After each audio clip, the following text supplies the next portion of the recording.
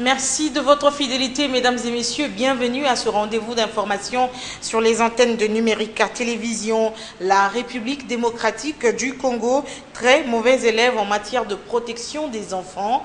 Dans un rapport publié hier, le secrétaire général des Nations Unies note une hausse du taux des violences sexuelles contre les enfants congolais. Encore un incendie dans la ville de Kinshasa. Les installations de la MONUSCO au complexe UTEX Africa ont pris feu, pas de pertes en vies humaines, mais d'importants dégâts matériels. Le sport sera également au rendez-vous de ce journal. Cédric Bakambu et Junior Kabananga figurent sur la liste des 30 nominés pour le titre de meilleur joueur africain de l'année 2017. Le verdict sera prononcé le 4 janvier 2018. Voilà pour les principaux titres, les détails à présent. Dans un rapport publié hier mardi au Conseil de sécurité des Nations Unies, le secrétaire général de l'ONU note une hausse du taux des violences sexuelles contre les enfants en République démocratique du Congo, au Nigeria et au Soudan du Sud. L'Afghanistan est le pays où l'ONU a dénombré le plus grand nombre d'enfants victimes en 2016. La représentante spéciale du secrétaire général des Nations Unies pour le sort des enfants en temps de conflit armé a souligné également le nombre anormalement élevé d'attaques perpétrées contre les écoles et des hôpitaux en République démocratique du Congo. Malgré ce tableau des plus sombres, le secrétaire général a tenu à insister sur le progrès accompli, évoquant les mesures protectrices mises en place par les forces de sécurité de 5 États. Après beau tour, un autre incendie s'est produit ce matin à la MONUSCO dans le complexe UTEX Africa dans la capitale. Le porte-parole de la mission onusienne indique des dégâts importants dans les services des finances, transport et gestion des assurances. Charles-Antoine Bambara ajoute que le feu a été maîtrisé rapidement par les unités anti-incendie de la MONUSCO. Élisée Mafou, Eric Alambay, reportage. Ce ne sont pas les locaux de la radio Okapi qui avaient pris feu, comme d'aucuns le pensaient, mais ce sont plutôt les locaux des services administratifs de la MONUSCO qui ont été gravement endommagés. Les reporters n'ont pas eu accès à l'intérieur du bâtiment endommagé, mais ils ont eu les explications de la porte-parole intérimaire de la MONUSCO. Alors, comme vous le voyez, je suis devant la radio Okapi qui se porte très bien, qu'il n'y a aucune stigmate d'incendie. En fait, effectivement, il y a bien eu un incendie ce matin ici dans les installations de la MONUSCO. Nous sommes à UTEX Africa, mais l'incendie était là-bas, derrière nous, à 200 mètres d'ici. Ce sont des bâtiments, ce qu'on appelle des corimèques, qui sont des bâtiments préfabriqués, qui ont pris feu. Ce sont des bâtiments dans lesquels étaient installés des services administratifs. Donc ces bâtiments ont effectivement pris feu cette nuit, vers 3h30 du matin. Les services de lutte contre l'incendie de la MONUSCO, mais aussi de la ville de Kinshasa, sont intervenus afin d'éteindre l'incendie. Et il n'y a que des dégâts matériels. Donc la radio Okapi, et c'est ce qui a alimenté les rumeurs, pendant quelques heures n'a pas émis, pour la simple raison que lorsque l'incendie s'est déclaré, pour des raisons de sécurité et afin d'éviter que l'incendie se propage sur tout le site, le courant a été éteint. Et Radio Okapi ne fonctionne pas sans électricité. Donc il s'agit plutôt de la porte-parole intérimaire de la MONUSCO, Florence Marshall, qui s'exprimait au micro de Élisée Mafou et non Antoine Charles Bambara. Et depuis ce dernier temps, vous avez remarqué que Kinshasa fait face à plusieurs cas d'incendie. Il est donc obligatoire d'avoir un extincteur dans une maison d'habitation. Cet appareil sert à éteindre le feu en cas d'incendie. Comment alors l'utiliser? Nos reporters ont rencontré un sapeur-pompier d'une entreprise de la place, Glorian Seya et Doudou Kassouba. En moins d'un mois, après les incendies à l'immeuble Empire situé sur 24 novembre et du supermarché Food Market à Kitambo Magasin, c'était récemment le tour d'un des locaux du rez-de-chaussée de l'immeuble Beautour et des installations de la MONUSCO dans l'enceinte de l'UTEX Africa. Dans la plupart des cas, il est à noter l'absence totale d'extincteurs ou à tout le moins des dispositifs destinés à contenir le feu avant l'intervention des pompiers. À Kinshasa, la société Service d'électricité et froid est spécialisée dans la vente et maintenance des extincteurs et l'un de ses experts sapeurs-pompiers nous en dit plus sur l'importance et l'utilisation de cet équipement. Si vous vous présentez devant un feu et que vous n'avez pas d'extincteur, vous n'allez pas vous en sortir à éteindre ce feu. Pour utiliser un extincteur, c'est facile. Tel que nous sommes là, nous avons un extincteur. Pour l'utiliser, il faut commencer d'abord à le secouer. Vous secouez l'extincteur. Après l'avoir secoué, vous retirez la goupille de sécurité. Après avoir retiré la goupille de sécurité, vous tenez les tuyaux et vous balancez. Vous prêchez ici, vous balancez à la base de la flamme. De vous balancer à la base de la flamme. Une fois éteint, vous laissez. Un extincteur doit être entretenu 2 fois par an, délai au-delà duquel il devient inopérant. L'entretien de l'extincteur se fait 2 fois par an, 6 mois après. Après 6 mois, il faut que l'extincteur soit entretenu. Si l'extincteur n'est pas entretenu, la poudre qui est dedans va coaguler. Et que quand ça coagule et que vous l'utilisez, ça ne va pas fonctionner. Le revêtement intérieur des murs par des matériaux ignifuges et une inspection régulière des immeubles de bureaux, appartements doivent faire l'objet d'une attention toute particulière des services d'urbanisme. Clôture hier de la formation de base accélérée des policiers anti-émeutes.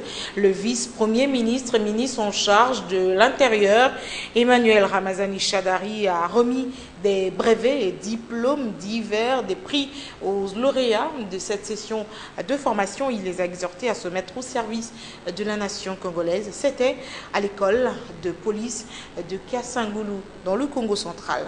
Élisée Mafou pour le récit. Après 90 jours de formation, le moment était venu de récompenser les travaux abattus. C'est le vice-premier ministre, ministre en charge de l'Intérieur, qui a clôturé la formation de base accélérée des policiers anti-émeutes à l'école de police de Kasangulu. Emmanuel Ramazani Chadari a remis brevets et prix divers aux lauréats de cette première session de formation organisée grâce au financement de la coopération japonaise. Cette formation a porté sur la théorie et les techniques de maintien de l'ordre public, notamment en cas de manifestations violentes ou émeutes. Quelques démonstrations ont été faites à la grande satisfaction des participants, au nombre desquels officiers généraux et supérieurs des FARDC et de la PNC. Musala biso ya police, fondation nango ezali nini? Fondation nango ezali discipline. Na benyango fondation pona nini? Po soki otengi ndako, immeuble ata ya 20 âges, il y a 10 niveaux. Soki okebaki na fondation te, ndako wana ekosala nini? S'écrouler. Discipline, c'est quoi? En bref, c'est exécuter tout de suite l'ordre de ce chef. Tout de suite. Mitin de monoko ya mukonzi. Ndenge ba oya kala bato ya kala. Batata na biso, bakoko na biso, o bazaka na bitumba ya 40-45, batikala biso mate ya wana. Baloba boye. Discipline eza kotosa sikoyo. C'est ça la discipline. Discipline est-à-dire au moni o nyosa lekio na lopete. Oyebiete, mais oyebieka na pete na yalati, opese le sac. Les directeurs de l'école, le général Célestin Kanyama, a insisté sur la nécessité de l'accomplissement de la mission dévolue tout en respectant les droits des personnes et de leurs biens. Ouverte le 28 juin, la formation de base accélérée des policiers anti-émeutes s'est clôturée le 31 octobre.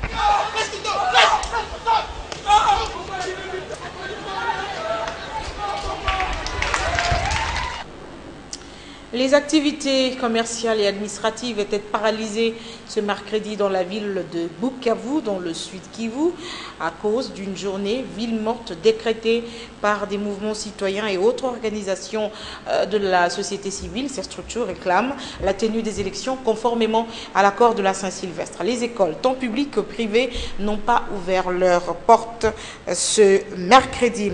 En politique, le rassemblement de l'opposition maintient sa position au lendemain de sa rencontre avec Nikki Haley, ambassadrice des États-Unis auprès de l'Organisation des Nations Unies. C'est ce qu'a déclaré hier à la presse Félix Tshisekedi, président de cette plateforme. Il a accusé la majorité présidentielle de saborder l'accord de la conférence épiscopale, l'accord de la Senko. Le commentaire de Félix Ilunga sur les images d'Erika Lambaye. L'ombre de Nikki Haley continue à planer sur Kinshasa. Le passage de l'envoyé spécial de Donald Trump fait encore parler d'elle. Au rassemblement limité, l'on dit avoir réaffirmé la position d'une transition sans le président Joseph Kabila, une position que vous connaissez déjà. La position du rassemblement est restée inchangée et nous avons tenu à la marteler auprès de Mme Nikki Haley. C'est-à-dire transition certes, mais transition sans Kabila. En effet, le temps des discours et de l'immobilisme est révolu. Voici venu le temps de l'action pour nous libérer. À l'approche de la date du 31 décembre supposée fatidique par l'opposition, le besoin du rapprochement des plateformes et formations politiques de l'opposition pour des actions communes en vue d'une alternance démocratique en République démocratique du Congo s'est fait sentir. Félix Tshisekedi annonce sa rencontre avec Jean-Pierre Bemba pour pactiser. Nous regardons avec satisfaction cet acte posé par le président Jean-Pierre Bemba et nous y répondrons. Dans quelques jours, je vais me déplacer, je vous l'annonce, pour le rencontrer et donc finaliser ce rapprochement. Comment est-ce qu'il va se manifester, ça je ne saurais pas vous dire. Je ne peux pas parler à sa place, mais je ne peux que redire ce que j'ai toujours dit au nom du rassemblement, c'est-à-dire notre but est de coaliser nos forces, nos énergies, nos intelligences, dans le but de déboulonner cette dictature. Par ailleurs, le rassemblement de l'opposition ne croit pas à la crédibilité du président de la CENI pour mener les Congolais à des élections crédibles et apaisées. Et la réaction de la majorité présidentielle n'a pas tardé. Fidel Likinda, député national, membre du PPRD, estime qu'envisager une transition sans Joseph Kabila est une distraction. Fin de citation. Les activités ont été paralysées ce mercredi au port de Matadi. Les agents de la Société congolaise des transports et des ports observent un arrêt de travail, une situation qui a paralysé également les activités d'autres services tels que la DGDA, l'OCC ou encore la DGM. Ils revendiquent le paiement des arriérés de salaire variant entre 8 et 6 mois selon les services. Contacté par le directeur général de la Société congolaise des transports, le directeur général de la Société congolaise des transports et des ports dénonce l'arrêt unilatéral du travail des agents de Matadi. Daniel Mukoko Samba affirme qu'il n'a jamais été saisi par la délégation syndicale avec qui ils sont en discussion de quelconque revendication dans ce sens. Pour lui, les pourparlers sont en cours avec différentes banques pour le paiement dans un bref délai de 2 mois d'arriérés de salaire. On va parler économie dans ce journal. Vous avez certainement remarqué depuis un certain temps la rareté de billets à valeur faciale inférieure, tels que 50 et 100 francs, voire 200 francs congolais sur le marché. Une situation qui pénalise certaines activités. Face à cette situation, les Quinois souhaitent voir l'autorité monétaire éjecter sur le marché ces billets pour éviter l'inflation. Aj Makadi, Jires Chimanga, reportage. Depuis quelques semaines à Kinshasa, la population fait face à la rareté des coupures de 50 et 100 francs. En conséquence, les opérations d'achat et vente sur le marché s'effectuent avec peine. Cela dépose souvent sur l'incompréhension et disputes entre vendeurs et clients ou encore entre chauffeurs et passagers. Bon, les petits coupures, c'est très difficile, les 50 francs. Ça ne se voit pas. On pas des 100 francs et les 50 francs. Donc on fait seulement l'échange des marchandises. Ces coupures nous aident à moyen bien acheter des petits comme des bonbons de 50 francs. Et certains négociants sont obligés de fois à revoir les prix des biens et services à la hausse. Il n'y a pas d'échange.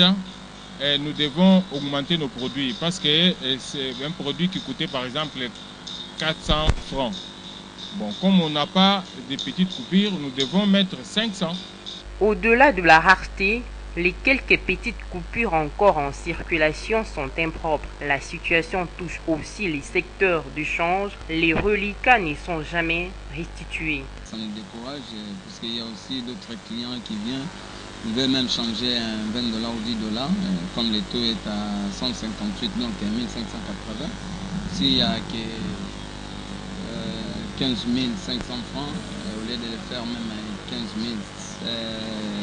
15 800, il n'y a pas de 300 francs, il y a d'autres qui peuvent refuser, il y a d'autres qui peuvent nous dire n'importe quoi. Peut-être nous tendons vers la fin du règne de 50 et 100 francs et l'ouverture aux coupures à valeur faciale élevée sur le marché congolais. Et pour remédier à la situation, Al-Kitenge, lobbyiste économique, propose l'utilisation de la monnaie électronique. Cette monnaie, selon lui, aura l'avantage de réduire le coût de la fabrication des billets à valeur faciale élevée ou inférieure. Je reste Chimaga. La pénurie des coupures à faible valeur faciale n'est pas un vent nouveau. Selon les économistes, si la population s'interroge à maintes fois sur les raisons, les experts ont une explication. Elle est simple. Ça veut dire qu'en fait notre monnaie n'a pas une grande valeur d'acquisition. Ce qui veut dire qu'en fait le coût d'impression des billets et des fois des pièces dans certains pays est trop élevé par rapport à la valeur réelle du billet ou de la monnaie. Ça devient un cercle vicieux. Où se trouve le nœud de problème? La fabrication des billets de 50 et 100 francs a un coût élevé. Al-Kitenge propose la monnaie électronique. Lorsque vous désirez augmenter le prix, vous devez passer d'une valeur à une valeur supérieure en fonction de la monnaie disponible. Alors que si vous êtes en monnaie électronique, vous pouvez passer de 1 à 1,01, ça ne pose aucun problème dans la mesure où il n'y a pas de billets, où il n'y a pas de pièces. Le monde est en train de se moderniser. Il est important que notre économie aille dans ce qu'on appelle le cashless. Et c'est important que cette contrainte du coût d'impression des billets nous pousse, nous, à nous moderniser. L'économie congolaise est en berne et affiche un tableau sombre et les effets néfastes se feront sentir davantage sur le marché. Qui succédera à Riyad Mahrez? C'est la grande question entourant l'édition 2017 de l'élection du joueur africain de l'année. Vous avez bien compris, c'est déjà la page sportive. On en sait un peu plus.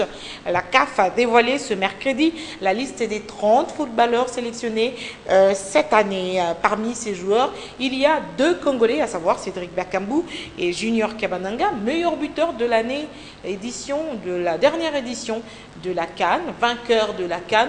Le Cameroun est bien représenté avec 3 joueurs. Le nom du grand vainqueur sera dévoilé le 4 janvier 2018 à Accra, c'est au Ghana, lors de la soirée de gala de CAF Award. En dehors de nos frontières, la Cour suprême du Libéria a convoqué pour une audience fixée à ce jeudi la Commission électorale nationale après avoir été saisie par 3 partis politiques contestant les résultats du premier tour de la présidentielle du 10 octobre. Cette audience menace de retarder la tenue du second tour prévu le 7 novembre entre l'ex-star du PSG, Georges Weah, et le vice-président sortant, Joseph Boaké, arrivé aux 2 premières places. C'est par cette brève africaine, disons du Libéria, que que nous bouclons cette édition sur les antennes de Numérica Télévision. Merci beaucoup de l'avoir suivi. Ce remerciement aussi au nom de toutes les personnes qui ont produit ce journal. Le prochain, c'est demain à 19h. Vous retrouverez Bienvenue Babouai et je vous retrouve dimanche pour l'édition de la rétrospective. À très bientôt.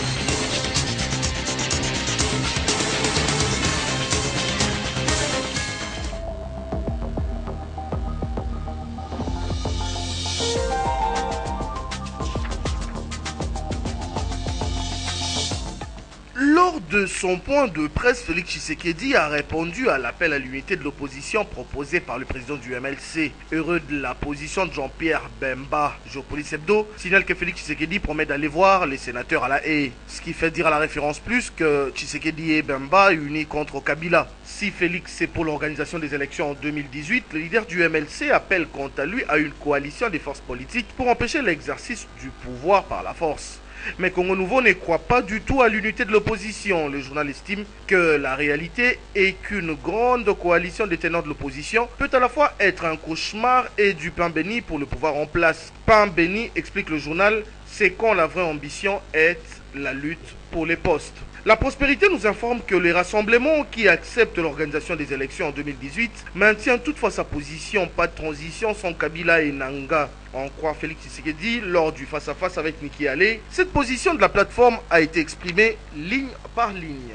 L'histoire semble se répéter, écrit pour sa part Forum 2As, dans l'édito qui rappelle qu'il y a un an, on prédisait le chaos à la RDC, voire l'apocalypse pour fin décembre 2016. Heureusement, commande le quotidien, que l'ange gardien qui veille sur la RDC avait inspiré les évêques en organisant le dialogue. L'histoire étant un perpétuel recommencement, devrions-nous assister à quelque chose comme les...